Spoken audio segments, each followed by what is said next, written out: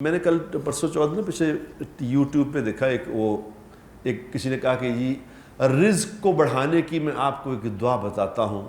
جو یہ عمل کر لے میں اس کو گارنٹی دیتا ہوں کہ اس کا رزق جو ہے نا وہ آسمانوں سے بھی آئے گا، وہ زمین سے بھی نکلے گا، وہ دائیں سے بھی آئے گا، وہ بائیں سے بھی آئے گا۔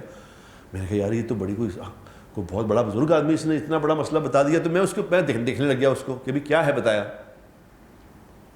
اس نے جناب پہلے تو 10 منٹ اپنی تقریر جھاڑی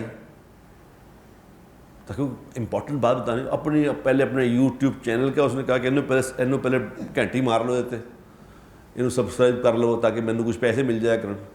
میں نے کہا خانہ خراب ہو، جو تم لوگوں کو بتا رہے ہو رزق آتا کیسے ہے، آپ لوگوں نے ترلے کر لو کہ گھنٹی مار کے انہوں کر لو میں انہیں پیسے ملیا کروں۔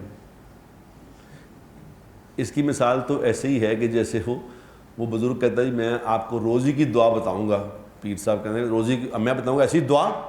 جس سے آپ کی روزی بس آسمانوں پہ چلی جائے گی۔ تو بتا کہتے ہیں میں نے پیسے دے جا، میں نے کچھ پیسے دے جا۔ یعنی وہ